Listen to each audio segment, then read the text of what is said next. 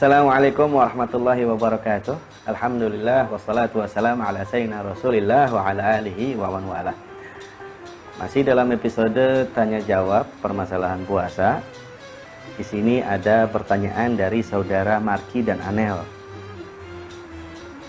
Pertanyaannya adalah, apa saja tanda-tanda seseorang diterima ibadah puasanya? Baik. Khususnya di bulan suci Ramadan ini yang kita tahu ada 3 fase. Fase yang pertama adalah ar-rahmah. Yang kedua al-maghfirah. Yang ketiga aidgun minan nar. Yang pertama kasih sayang. Yang kedua pengampunan. Yang ketiga adalah pembebasan dari api neraka. Baik, kalau kita mau mengetahui alamat kita ini puasa Ramadan kita ini diterima atau enggak sama Allah Subhanahu wa taala, kita lihat fase yang awal nih. Fase rahmah, kasih sayang. 10 awal dari bulan suci Ramadan itu fasenya adalah rahmah, kasih sayang. Bertambah nggak kasih sayang kita terhadap umat, terhadap umatnya Nabi Muhammad SAW? Bertambah nggak kita ini sebar kasih sayang terhadap lingkungan kita, anak istri kita, itu bertambah nggak? Bertambah nggak kita punya cinta kita khususnya ini kepada Allah dan Rasulnya? Nah, kalau memang itu semuanya bertambah dalam kehidupan kita, insya Allah itu merupakan alamat buat kita bahwasanya puasa ibadah kita itu diterima di bulan suci Ramadan ini. Yang kedua al-maghfirah. Kalau memang kita ini dapat pengampunan dari Allah Subhanahu wa taala, berarti ibadah-ibadah kita itu ditambahin.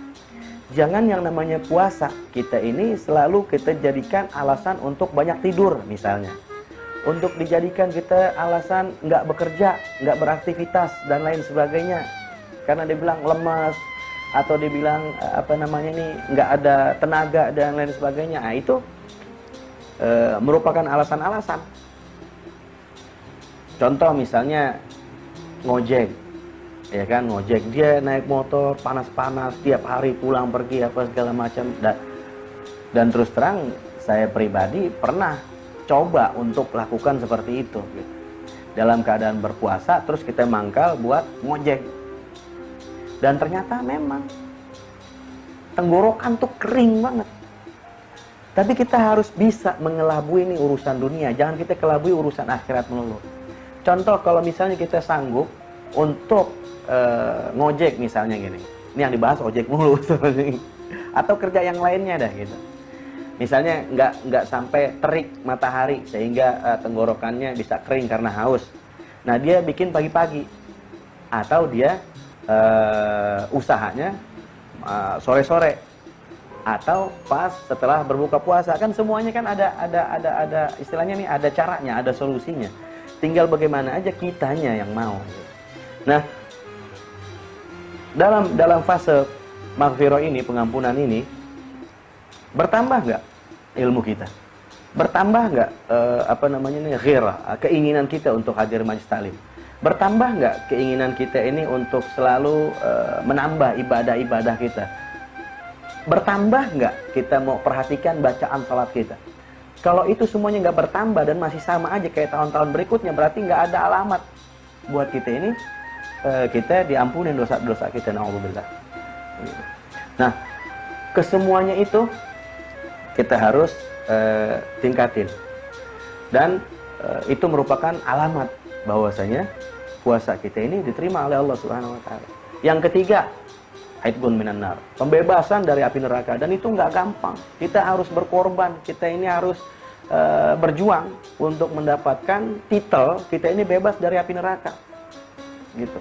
Kita lihat puasa kita ini yang kita junjung apa, gitu. Yang kita tuju apa, yang kita mau laksanakan ini apa, gitu. Ibadah apa aja selama ini yang kita udah persembahkan kepada Allah Subhanahu wa taala, sementara Allah Subhanahu wa taala itu nggak pernah hitung-hitung nikmat yang turun buat kita. Nah, ini yang kita mesti perhatiin, gitu. Allah kasih kita ini begitu hebat, begitu dahsyatnya peluang untuk melakukan ibadah dan mendekatkan diri kepada Allah Subhanahu wa taala di bulan suci Ramadan. Maka kita tingkatin ibadah kita, dan mudah-mudahan kita semua ini mendapatkan alamat bahwasanya ibadah-ibadah kita ini diterima oleh Allah Subhanahu wa taala.